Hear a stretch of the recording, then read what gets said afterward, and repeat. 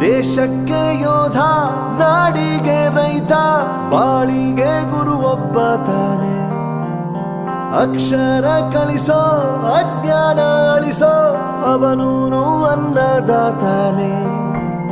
ತಪ್ಪು ಸರಿಯ ತಿದ್ದಿ ತಿಳಿ ಹೇಳಿ ಸಮಬುದ್ಧಿ ನಮ್ಮ ಚಿತ್ತ ಶುದ್ಧಿಯಾಗೋ ಹಾದಿ.